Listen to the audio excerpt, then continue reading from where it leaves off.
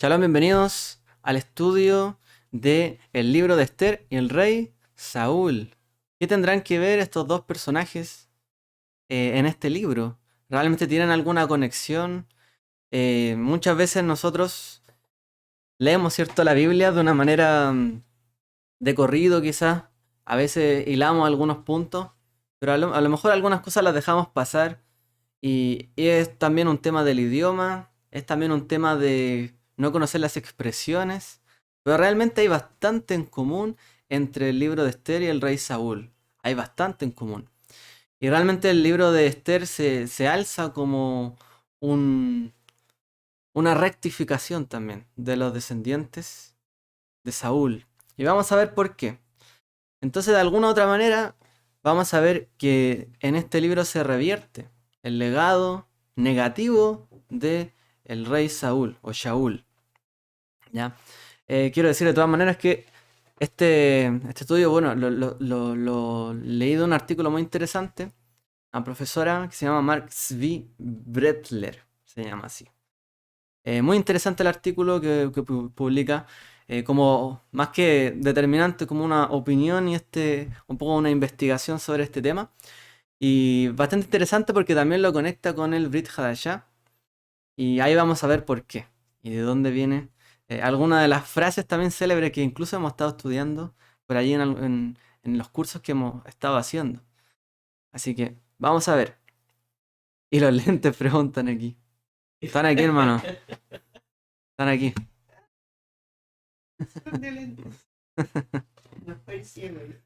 Sí, no, no estoy ciego. Lo que pasa es que veo mejor. Veo mejor con esos lentes de descanso. Las pantallas, que cansa mucho a la vista, en verdad. Pero bueno, gracias al Eterno Él me ha alumbrado la vista. Bueno, vamos entonces a ver este estudio, el libro de Esther y el rey Saúl. Algunas claves que conectan con los antepasados. ¿Ya? Vamos a ir revisando entonces un poco el tema histórico. No me quiero referir a todo el libro de Esther, obviamente lo trataremos, yo creo que la otra semana vamos a hablar de Esther en sí y una última la podemos ver también tema de costumbre y lo que estamos haciendo. Ahora, tenemos que entender que el libro de Esther, más que ser un libro, es un rollo, como ya aparece, ¿cierto?, en la imagen, es un rollo. Ahí se ve, ¿cierto?, un poco más grande. Es un rollo.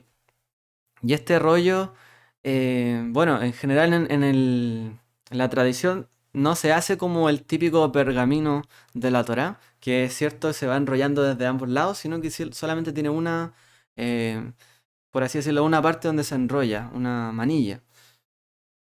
Entonces, el rollo de Esther se le conoce así, ahí tiene diferentes tradiciones. Hay un rollo que está escrito en hebreo, y hay otro que está escrito, bueno, y tiene también arameo, o palabras persas también. Y también hay otro que está escrito en griego.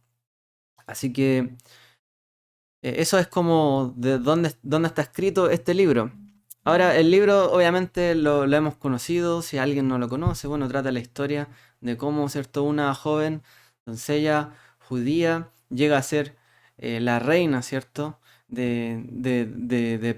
bueno, de Persia, ¿cierto?, de un reino con muchas provincias, pero también habla de una lucha ya que es colocada allí y mientras está en una posición donde puede llegar a influir, todavía no influyente, tiene una opción de interceder por el pueblo de Israel que había sido, ¿cierto?, llevado ante una situación para ser destruido.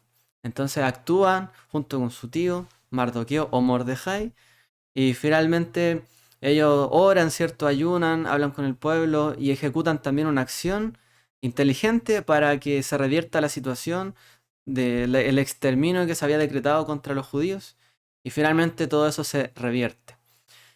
Eso es algo interesante de este rollo Megilat, se dice en hebreo Megilat Esther. Esta Megilá tiene esto interesante que las historias se van revirtiendo. No todo se queda la historia como es. Aquí no sigue un curso natural todo, sino que hay cosas que se van revirtiendo. Y en general todo el libro hace esto, hace esto en la historia de Esther.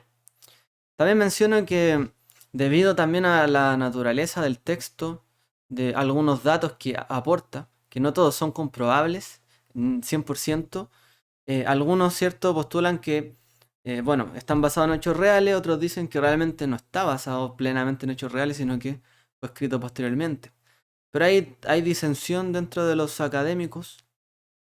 Lo que sí nosotros podemos entender es lo que se nos quiere enseñar a través de este libro. Cuáles son los códigos y las claves que trae detrás. De eso vamos a hablar hoy día. No vamos a ir más allá en ese tema. Em, de todas maneras, a mí me gusta mencionar este tipo de hechos de lo que se estudia, ya que, no sé, estudiando este tema nos podemos topar con eso y alguien dijera, uy, parece que esto, no sé, no pasó en la vida real, los otros dicen que sí, bueno, ¿qué creo yo? ¿Qué tengo que hacer? Bueno, nuestra mejor herramienta es el estudio y ver lo que se nos quiere enseñar a través de las páginas de la Biblia. Hay cosas que obviamente son parábolas, historias, no todo en la Biblia de hecho son hechos reales. No estoy hablando que sea mentira, sino que no todos son hechos reales. Hay cosas que son historias, son contadas. Relatos. El mismo Yeshua contaba historias, por ejemplo. Entonces uno no puede llegar y criticar de una manera directa, ¿cierto? Si algo a lo mejor no contiene un hecho real. Sino que para nosotros que nos queda lo que nos quiere entregar Dios, ¿cierto? A través de esto. A través de estas páginas, de la enseñanza y las claves que tienen.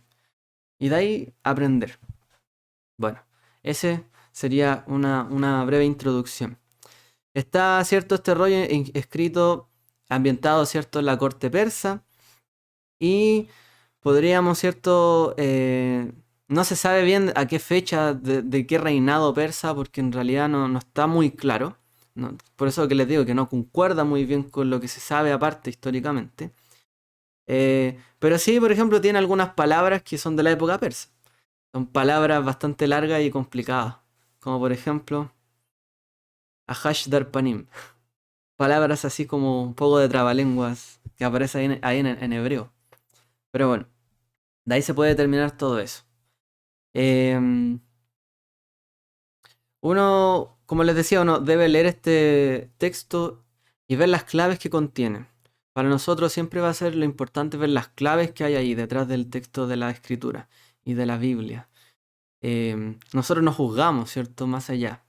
Nosotros no podemos comprobar como idea con un WhatsApp, con una cámara de video, un teléfono, algo que pasó exactamente de tal y tal forma.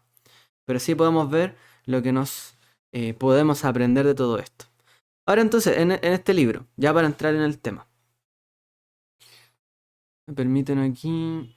Necesito ver la siguiente. Ahí está. Bien. Bueno, este libro parte, ¿cierto? La historia de cómo era este reinado, etcétera, y nos introduce los dos personajes clave, ¿cierto? De parte de vista de los judíos. Y es, primero, ¿cierto? Esther y su tío Mordejai. Mordejai es en hebreo Mardoqueo. ¿Ya? Entonces nos introduce a Mordejai. ¿Y cómo dice la escritura? Porque vamos a hablar un poco de la descendencia de estos personajes. Y Esther era sobrina, ¿cierto? De Mordejai. Por lo tanto, vamos a ver la genealogía que tiene Mordejai. Y había en la fortaleza de Susa un judío que se llamaba Mardoqueo, o Mordejai, hijo de Jair, o Yair, hijo de Shimei, hijo de Cis, o de Kish en hebreo, un benjaminita, que había sido deportado de Jerusalén con los cautivos que habían sido deportados con Jeconías, rey de Judá, a quien había sido deportado Nabucodonosor, rey de Babilonia. Aquí vamos de deportación en deportación, prácticamente. Pero bueno, ¿qué es lo que nos está diciendo en el fondo? Que es de los benjaminitas que fueron deportados, exiliados de la tierra, ¿cierto? De Israel, la época cuando fue Babilonia, ¿cierto? A conquistar todo este lugar y bueno, hasta Israel. Entonces, nos cabe preguntar realmente por qué el personaje de aquí también relevante, luego de Esther, ¿cierto? Y todo lo que implica, es Mordejai. ¿Y por qué es un benjaminita? Entonces, nosotros podemos preguntarnos realmente por qué uno de los protagonistas, o los dos protagonistas de hecho, de la historia son benjaminitas. Y no es cualquier benjaminita, realmente. No era un cualquiera.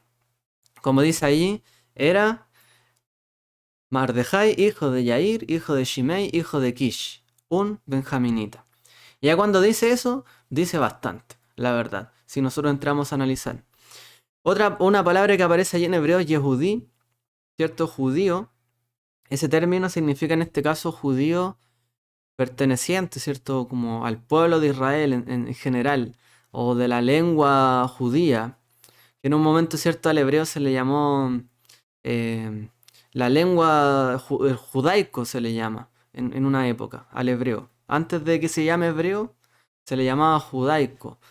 Entonces, em, podríamos decir que era como el término judaico, judío. Era un judío, no de la tribu de Judá, porque dice claramente que era de la tribu de Benjamín. Entonces, en este caso no dice judío como cualquier judío de cualquier tribu, sino de la tribu de Benjamín. Eso es lo que está diciendo aquí. Dice además que era de la familia de Saúl. Dice de Shaul, ¿cierto? Ahí dice hijo de, hijo de, hijo de. Obviamente el término hijo de no significa literalmente que su padre fuera el uno o el otro. Porque de hecho si nosotros vemos cuáles son allí los padres, se mencionan a varios que no están ni cerca de ser sus parientes. Por ejemplo es el caso de aquí como aparece Kish. Kish no era un ascendente, ¿cierto? Perdón, sí, pues, ascendiente, no era un ascendiente de directo, realmente no era de esa época, era de mucho antes. Entonces aquí lo que está diciendo es que en realidad él era hijo de tal, hijo de tal, hijo de Kish, pero Kish había vivido hace cientos de años atrás. Entonces está diciendo que es un descendiente, no directamente que fuera hijo de él, o abuelo, o nieto de Kish. Entonces, leemos ahí en 1 Samuel 9 del 1 al 2. Había un hombre de Benjamín que se llamaba Kish, hijo de Abiel, hijo de Seror, hijo de Becorat, hijo de Afía, hijo de un benjaminita. Un hombre poderoso e influyente, y tenía un hijo que se llamaba Saúl, joven y bien parecido. No había otro más bien parecido que él entre los hijos de Israel. De los hombros, arriba sobrepasaba a cualquiera del pueblo. Entonces, ¿quién era Kish? En el fondo, ¿cierto? Como dice ahí, tenía un hijo, era Shaul, era el padre del primer rey de Israel, Shaul. Entonces Kish no era el abuelo de Mordejai, había vivido bastante antes en este sentido. Entonces, ¿por qué lo menciona así? Eso es lo que nos debemos preguntar, ¿por qué se menciona a Kish en este caso? Hay una clave que nos trae el Targum, es decir, una traducción que se hizo del texto, en este caso de Esther al arameo, y el Targum Sheni, que se llama, y trae algo bastante interesante para analizar, que vamos a leerlo a continuación. Dice, sobre el verso 2.5, el Targum dice, Mordejai, hijo de Yair, hijo de Shimei, hijo de Semida, hijo de Baana, hijo de ella, hijo de Micá, hijo de Mefiboshet, hijo de Jonatán, hijo de Shaul, hijo de Kish. Entonces trae la explicación realmente de toda la genealogía. ¿A quién está apuntando en el fondo? Entonces el texto de Esther dice solamente hijo de Yair. Vamos a verlo para comparar el texto. Dice hijo de Yair, hijo de Shimei, hijo de Kish. ¿Cierto? Yair, Shimei y Kish. Pero el Targum nos menciona hijo de Yair, hijo de Shimei. Y entre medio menciona varios más. De Semida, de Baana, de ella, de Micá, de Mefiboshet, hijo de Jonatán, hijo de Saúl y hijo de Kish. En el fondo, el Targum nos está diciendo cómo entendía, ¿cierto? El pueblo judío, el pueblo de Israel, en esa época el texto. Eso es lo que estamos viendo con el Targum. ¿Qué es lo que entendían ellos del texto de Esther? Y es que estaba relacionado con la línea directa de Saúl. En el fondo, eso es lo que quiere decir aquí. En términos más claros. Y de hecho ahí, bueno, hay un ejemplo en la Megilá que aparece allí en la imagen. Allí salen los nombres, justamente. Ben Baana, Ben, a ver, Ben, Bus. No alcanzo a ver bien. Pero bueno, ahí salen algunos nombres. Shimda. Bueno, es que aparecen como una letra un poco más diferente. Pero generalmente salen en la parte de arriba en algunas Megilot, justamente este verso del Targum, que es la ascendencia de que tenía cierto Mordejai. Y salen ahí arribita, ¿cierto?, los nombres de los antecesores. Y eso viene del Targum. ¿Ya? Entonces lo conecta directamente con el rey Shaul. Después tenemos que he mencionado, ¿cierto? Shimei o Shimei en hebreo. Y realmente Shimei tiene una historia particular, que la vamos a ver a continuación. Durante la época, ¿cierto?, del rey David, durante la rebelión de Absalón, él aparece en el libro, ¿cierto?, de Samuel, bajo el siguiente texto. Lo leo, dice, puede que ustedes lo vean muy pequeño. Los voy a agrandar un poquito ya para que lo vean mejor. Dice, al llegar el rey David a Bahurim, he aquí salió de allí un hombre de la familia de la casa de Saúl que se llamaba Shimei, hijo de Gera. Cuando salió iba maldiciendo y tiraba piedras a David y a todos los siervos del rey David, aunque todo el pueblo y todos los hombres valientes estaban a su derecha y a su izquierda. Y así decía Shimei mientras maldecía, fuera, fuera, hombre sanguinario e indigno. El Señor ha hecho volver sobre ti toda la sangre derramada de la casa de Shaul, en cuyo lugar has reinado. El Señor ha entregado el reino en mano de tu hijo Absalom. He aquí estás prendido en tu propia maldad, porque eres un hombre sanguinario. Eso es Shimei. Ese episodio aparece sobre Shimei. Entonces, es bastante particular que mencione, ¿cierto?, en esta genealogía directamente a Shimei, porque, de nuevo, hay más padres, ¿cierto?, entre medio, pero mencionan estos casos particulares. Algo nos quiere expresar. Entonces, esa es la primera mención que se hace realmente de Shimei y es un conflicto que hubo, ¿cierto? Por todo lo que pasó allí en la rebelión, ¿cierto?, de Absalom. Él maldice en el fondo a David, a su casa, y tiene un problema con David de la tribu de Judá, porque en el fondo era de la tribu de Judá. Y le dice, realmente eres un criminal. Eres tú, ¿cierto?, un problema para Israel. Un benjaminita teniendo un conflicto con uno de la tribu de Judá, con David. Hay allí un problema. Entonces, seguimos avanzando.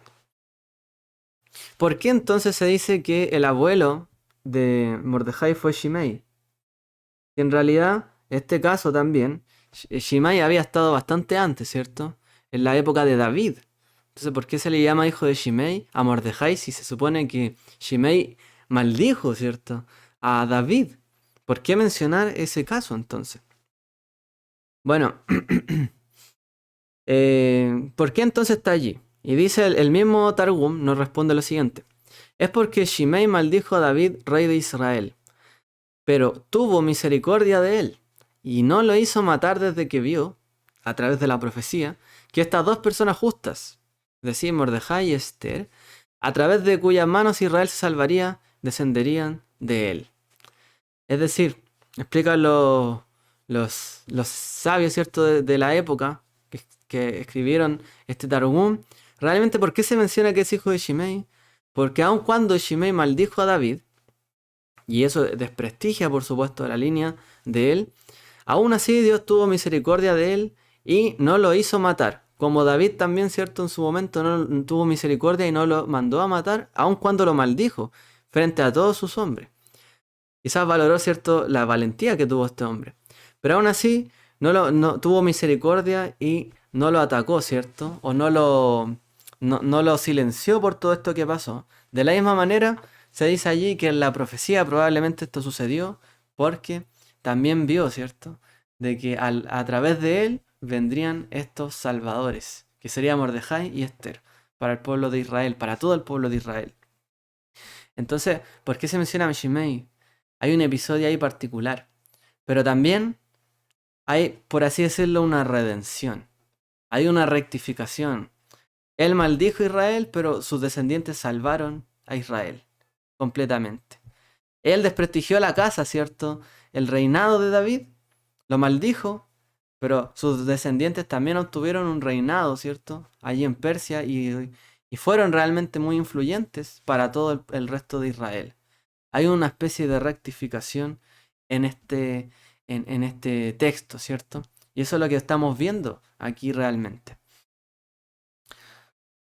Entonces, ahora, ¿cuál es la relación que hay textual? Vamos a ver entonces ahora el texto del libro de Esther, algunos versos, porque realmente entre lo que estamos viendo del libro de Samuel, de Shmuel, y el libro de Esther, hay varias frases que se repiten calcadas. Y nos da claramente la referencia de que está tomando referencias de allí. Está conectando las historias. Y los rabinos, ¿cierto?, lo hicieron también en el Tratado de Megilá, como allí vamos a leer. Entonces, fíjense aquí, ahí en el texto. Nuevamente voy a agrandarlo para que lo puedan ver mejor. Dice,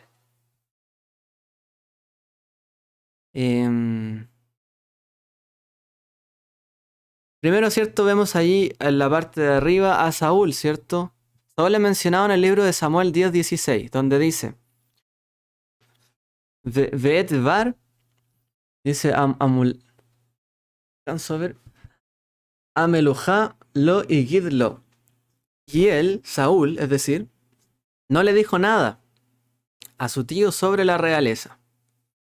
Y luego dice, en Esther allí, Ein Esther magedet moladta beet amah. Esther no reveló su parentela o su pueblo, o su gente, su pueblo. Entonces, Esther no reveló su parentela o su pueblo, y también se dice en el libro de Samuel que Shaul tampoco le dijo nada a quien, a su tío, sobre su realeza, sobre su melujá. ¿Ya? Entonces, aquí vemos un caso, perdón, ahí sí. Vemos un caso claro donde se hace una alusión muy similar. Y dicen los sabios en el Tratado de Megilá, los rabinos dijeron en Megilá 13b, como recompensa por la modestia mostrada por Saúl, mereció que Esther descendiera de él. Dicen los sabios. Como en este episodio, donde dice que Saúl no le dijo a su tío sobre su realeza y su poder, y su posición y su autoridad, fue modesto, ¿cierto? Entonces dicen los sabios que por eso también ameritó que Esther, que era una mujer modesta, ¿cierto?, descendiera de él. Por esa frase, y esa frase es muy similar en el hebreo. Bueno, esto todavía no concluimos realmente. Todavía hay mucho más que comentar. ¿Ya? Podemos ver hasta aquí, por lo menos, para que capten la idea principal. Que a diferencia, ¿cierto?, del libro de Shemuel, donde Shaul era el malo, sus descendientes maldecían a Israel, eran los enemigos, por así decirlo, del reinado. De alguna forma aquí, el descendiente de Shaul es el héroe, es el que libera a Israel, el personaje principal.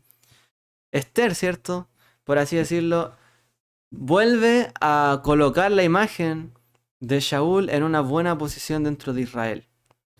Y eso es lo que estamos viendo aquí, una descendiente de Shaul, el primer rey. Tiene modestia y genera todo esto. Y gracias a ella también el pueblo fue salvado. Entonces lo que se está haciendo es eso, recuperar la imagen de Shaul. Vemos aquí otro caso. ¿Cierto? El Eterno le había dicho a Shaul que tenía que exterminar, lo leemos, ¿cierto?, en estas parashot, a Amalek y a sus descendientes, al pueblo de Amalek. ¿Y qué hizo Shaul? Los dejó con vida. No cumplió, más que nada el punto es que no cumplió con el mandato que había recibido de parte del Eterno. Prácticamente la primera orden directa del Eterno, y la desobedece directamente. Ese es el problema. Entonces, Shaul fue rechazado. Pero al parecer este texto nos habla de una segunda oportunidad. Bueno, dice allí el texto, dice, Yan masta et devar Hashem vaim aseja mi melech, porque rechazaste el mandato del Señor, Él te ha rechazado como rey. Eso le dice, ¿cierto?, Shmuel, de parte del Eterno a Shaul, porque tú rechazaste el mandato. Rechazaste la orden, la palabra del Eterno. Directamente. Ahí dice Devar Hashem, tú rechazaste la palabra del Eterno. lo que él te dijo realmente, directamente, entonces tú también serás rechazado como rey. De alguna manera, ¿cierto? La medida con la que actuó Shaul, por esa medida también se la actuó sobre él, medida por medida. Tú me rechazaste a mí, yo te rechazo a ti. Y es que tampoco fue, a lo mejor como David, que pecó, pero pecó después, ¿cierto? Más adelante, quizás podríamos decir, después que había pasado mucho trecho. Es natural, por supuesto, que toda persona peque en sí. No es que sea lo que hay que hacer, sino que pasa, ¿cierto? En la vida. Pero en el caso de Shaul, la primera palabra, desobedecerla, es diferente, en este caso. Entonces, en esta historia vemos, ¿cierto? Mordejai y Esther, sobrina o prima, según otras fuentes judías, ambos benjaminitas, hijos de la tribu de Benjamín, muestran, por así decirlo, un regreso de Shaul. Por lo tanto, las historias que encontramos aquí van a estar se están relacionando. Y hay otro ejemplo más. Miren, fíjense. Vamos a ver ahora cuando Saúl, una comparación que hay entre el texto de refiriéndose a Saúl y a Vashti. Vamos a leerlo. Dice, tenemos a la izquierda, ¿cierto? De la tabla el despido cuando se rechaza, ¿cierto? Y se despide a Saúl. Y a la derecha cuando se despide a Vashti también como reina. ¿Se fijan? A Shaul se le despidió como rey y a Vashti como reina. Y a la izquierda dice, bueno, dice, Kara Hashem et Malchut Israel me aleja ayom u untana ledreaja atov mimeja. Dice, hoy el Señor te ha arrancado de ti el reino de Israel y ha dado a tu prójimo lo que es, y ahí dice en hebreo, Hatov mimeja. Mimeja, perdón. Me parece que está corrida ahí, perdón, la vocal. Mimeca, dice. Hatov mimeca. Dice, ha dado, ¿cierto?, a un prójimo tuyo que es más digno que tú. O como dice ahí en hebreo, Hatov mimeca. Que es más bueno, mejor o más digno que tú, mimeca. Y luego dice de Vashti, se fijan en hebreo, dice, Umaljutaj iten amelech liruta hatová mimena. Dice, y que el rey dé su título de reina a otra que sea más digna que ella. Y ahí dice, hatová mimena, que sería lo mismo que hatov mimeca o mimeja en masculino. Entonces vemos allí una comparación clara que hay entre Shaul y Vashti. Se les dice la misma frase. El Señor te ha quitado, Saúl, porque se lo va a dar a un prójimo tuyo que es más digno que tú, mejor que tú, es más bueno que tú. Y a Vashti también se le dice, otra reina que sea Hatová Mimena, que sea mejor que tú. Y ahí vemos una clara conexión nuevamente entre el texto y la historia de Shaul y la Megilat Esther. Uno de los personajes, ¿cierto? Incluso podríamos decir célebre de esta fiesta porque su nombre solamente trae bastante conmoción, ¿cierto? En la fiesta, que es el nombre de Hamán. Él, ¿cierto? El malvado Hamán el Hagageo. Esto yo sé que lo sabemos, ¿cierto? Lo hemos visto. Amán, el protagonista, ¿cierto? El malvado, el perverso, el antagonista en este rollo de Esther es Amán el Hagageo o el Agagita, también algunos traducen. Entonces, es descendiente de Agag. ¿Y quién era Agag? Y aparece aquí en el texto, ¿cierto? 1 Samuel 15, del 8 al 9. Dice, capturó vivo a Agag, rey de los amalecitas, y destruyó por completo a todo el pueblo a filo de espada. Este es cierto, Saúl. Pero Saúl y el pueblo perdonaron a Agag, y a lo mejor de las ovejas, de los bueyes, de los animales engordados, de los corderos y de todo lo bueno. Y no lo quisieron destruir por completo. Es decir, hablando del botín. Pero todo lo despreciable y sin valor lo destruyeron, y dice totalmente, dando énfasis de que habían cumplido con la parte, ¿cierto?, del Eterno de destruir realmente y no quedarse con nada. Pero en realidad no destruyeron todo, sino que destruyeron lo que no les servía. Saúl, ¿cierto?, en esto desobedeció al mandato del Eterno, que no dio muerte, ¿cierto?, a ese rey y dejó con vida también, bueno, lo dejó con vida y además tomó el botín, lo cual le había dicho que no hiciera. Entonces, el personaje, ¿cierto?, que quiere destruir a los judíos en el libro de Esther es Amán. Y Amán es una malecita, porque Agag era descendiente de Amalek. Y Amalek es el que le salió al encuentro, ¿cierto? Al encuentro a Israel cuando había cruzado el Mar Rojo, iba camino, ¿cierto?, al desierto a servir al Eterno y los atacó por la espalda, por detrás. Entonces, en vez de, y ahí dice, y no borrarás el nombre de Amalek de debajo de la tierra, dice la Torá. Y esto es lo que no cumplió, ¿cierto?, al comenzar su reinado Shaul. Así que esto es lo que sucede. Agag era amalecita. ¿Y qué decía? A lo mejor de las ovejas, etcétera, el botín no lo quiso tomar.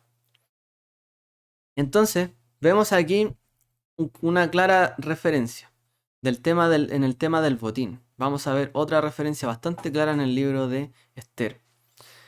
El libro de Esther es bastante enfático en este punto. Y ellos, dice, y no tomaron los bienes de ellos. Cuando pasó, ¿cierto?, todo el clímax de la historia y los judíos prevalecieron y hubo un edicto, ¿cierto?, para revocar el permiso para matar a los judíos, y de hecho le otorgaron permiso para que los judíos se defendieran y destruyeran si es que los querían atacar, ¿cierto? Entonces, después de que esto pasó, el libro de Esther dice en más de una ocasión que ellos no tomaron el botín de ellos. Veamos algunos versos, claramente. Entonces, por un lado, Shaul, ¿qué hizo? Tomó el botín. Pero Esther y sus descendientes, Mordejai y todo lo que lleva esta historia, no tomaron del botín. Y es bastante claro porque dice, aquí tenemos 3 versos. Esther 9:10 dice, los 10 hijos de Amán, hijo de Amedata, enemigo de los judíos, pero no echaron mano a los bienes. 9:15. Los judíos que se hallaban en Susa se reunieron también al día 14 del mes de Adar y mataron a 300 hombres en Susa, pero no echaron mano a los bienes. 9:16. Y los demás judíos que se hallaban en las provincias del rey se reunieron para defender sus vidas y librarse de sus enemigos y mataron a 75.000 de los que los odiaban, pero no echaron mano a los bienes. Nuevamente. Entonces, es bastante enfático el libro de Esther. Si Shaul echó mano del botín, ¿cierto?, de Agag, sus descendientes, y en este momento no lo hicieron. Nuevamente se ve una rectificación de los hechos de Shaul, ¿cierto?, sobre esta historia de Esther. Y se ve claramente, ¿cierto?, este acontecimiento porque se repite varias veces, y varias veces seguidas. Permiso.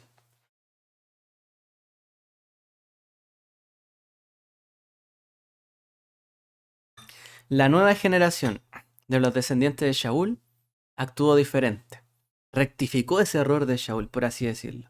Y ahora está colocándose, ¿cierto?, en una posición diferente. Y realmente están haciendo lo que deben hacer. De hecho, esto es bastante singular porque a Shaul se le dijo, tienes que hacer tal cosa. Pero a Mordejai y a Esther, ellos no fueron guiados por profecía. Ni por Shaul, ni un profeta, ni un oráculo, ni algo más allá. Ellos simplemente oraron, ayunaron e hicieron lo que tenían que hacer. Y sabían lo que tenían que hacer. Ellos tomaron las decisiones correctas. Y ahí también se ve el contraste. A Shaul se le dijo, pero aún así hizo lo malo. Y a Esther y Mordejai no se le dijo nada, hubo silencio en ese momento y aún así hicieron lo correcto. De la tribu de Benjamín. Actuaron adecuadamente.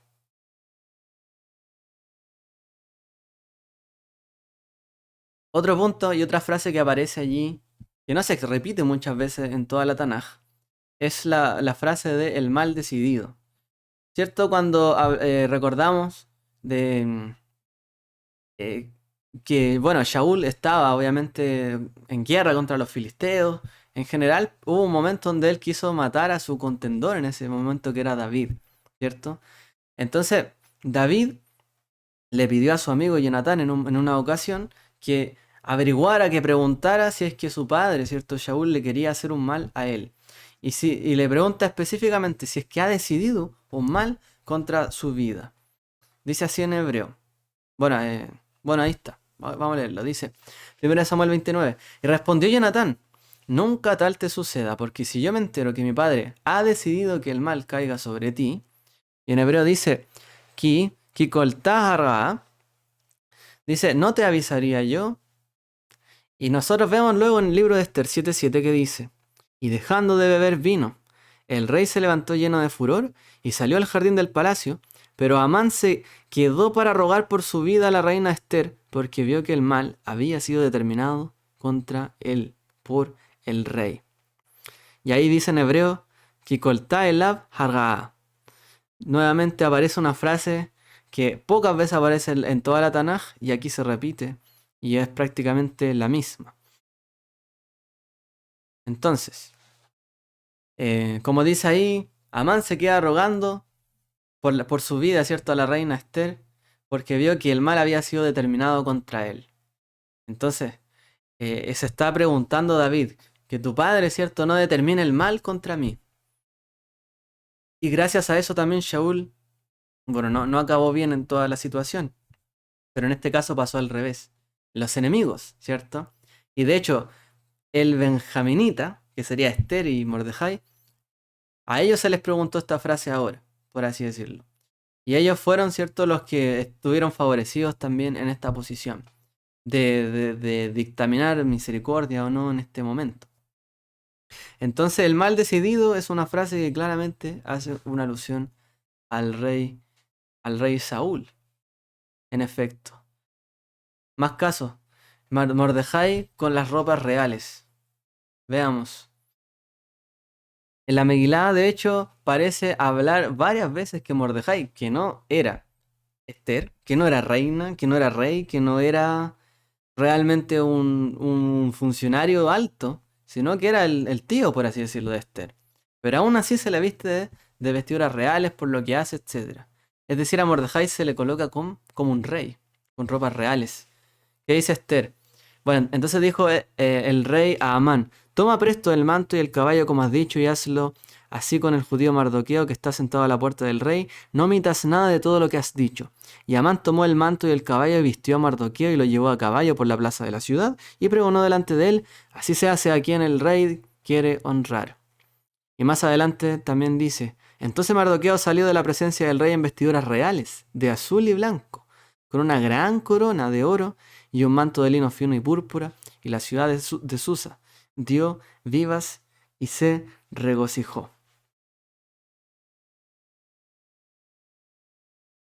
Entonces vemos aquí claramente que Mordejai aparece como un rey, casi, con vestiduras reales, se inclinan ante él. Así se le honra a él, todas las personas. Algo que solamente había tenido como privilegio un benjaminita, que fue Shaul. No hubo otro. Y después del episodio de Shaul, la tribu de Benjamín quedó, por así decirlo, casi descartada, ¿cierto?, del reinado, rechazada por todo este problema que hubo con Shaul y bastante, podríamos decir, vitupendiada, ¿cierto?, por la situación en las generaciones. Pero aquí vemos a un benjaminita, Mordejai, casi como Shaul en vestiduras reales, ¿cierto?, siendo honrado en este episodio.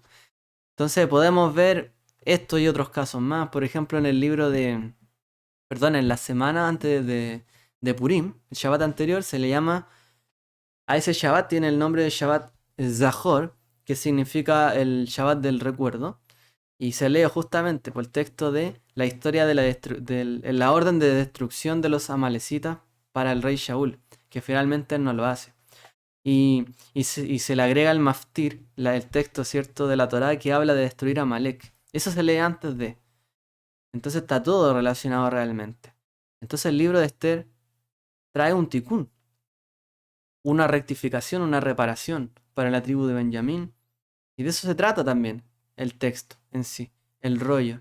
Esa es la clave que nos trae. Ahora, ¿por qué? Y ahora llegando a las conclusiones de todo esto. ¿Por qué llegó hasta aquí todo este tema? ¿Por qué habría que, o por qué se estaba rectificando la historia de Shaul, la tribu de Benjamín en esta época? ¿Cuál es el punto que hay detrás de? Y sobre todo ahora en el periodo del segundo templo. ¿Por qué? ¿Por qué tan tarde, no? Bueno, esto podríamos explicarlo a través de los hallazgos que han habido relacionados con el área geográfica donde habitaba Benjamín en aquella época. Según los textos, por ejemplo, podemos ver aquí el profeta Irmiyahu, Jeremías, que dice: sucedió que cuando el ejército de los caldeos levantó el sitio de Jerusalén por causa del ejército de Faraón, Jeremías salió de Jerusalén para ir a la tierra de Benjamín a tomar allí posesión de una propiedad en el pueblo. Entonces, ¿cuándo, cierto? Como dice ahí, el ejército de los caldeos levantó sitio de Jerusalén. ¿Dónde fue Jeremías?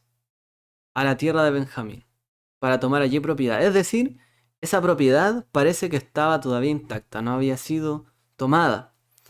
Luego, cierto, del exilio de Babilonia, que muchos judíos fueron llevados, cierto, exiliados de su tierra, resulta que, esto es la época del primer templo, resulta que la tribu de Benjamín no toda fue llevada.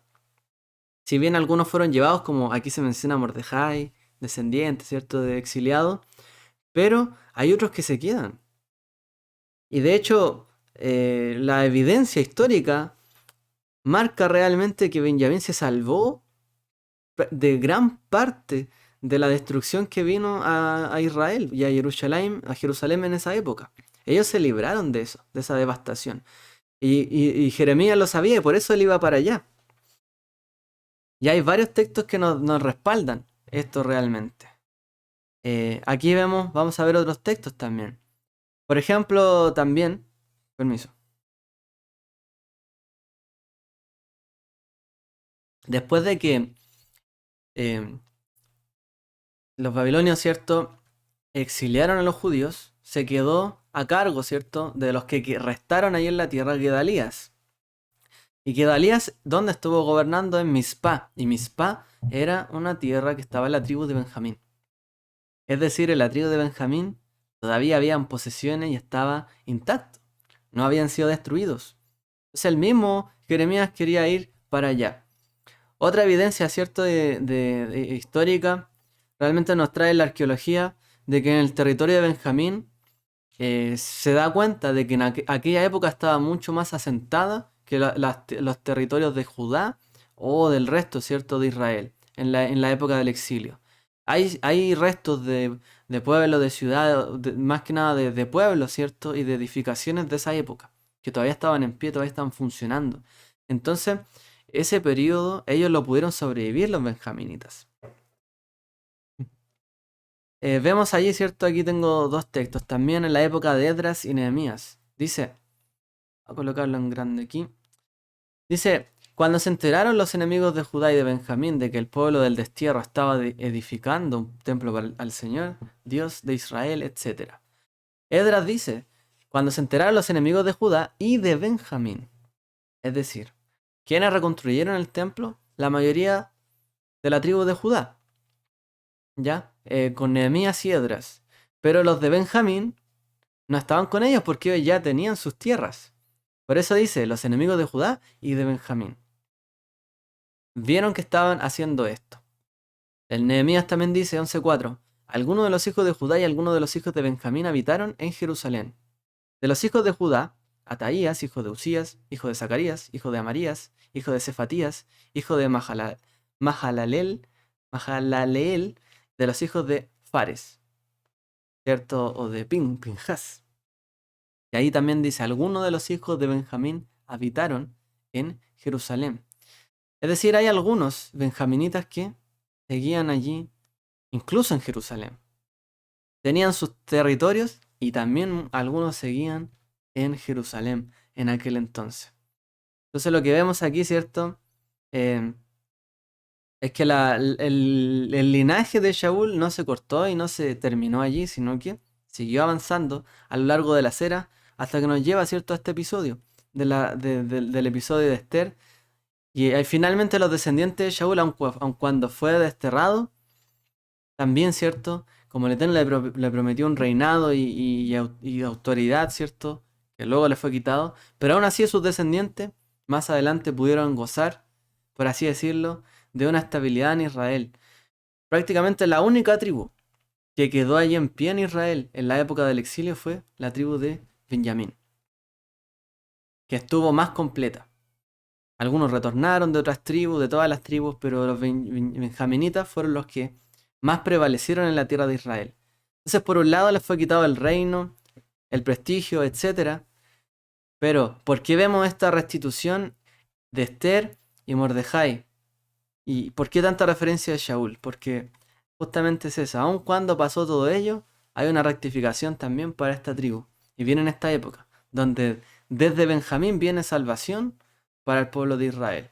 A través, ¿cierto?, de estos dos benjaminitas, Esther y Mordejai. Bueno, esto no acaba aquí.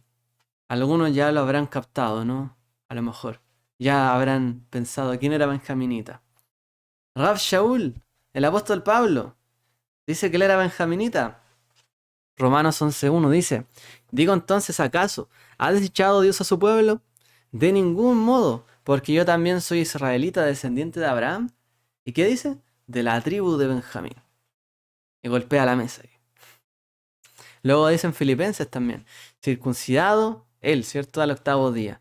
Del linaje de Israel, de la tribu de Benjamín. Hebreo de hebreos. En cuanto a la ley, fariseo.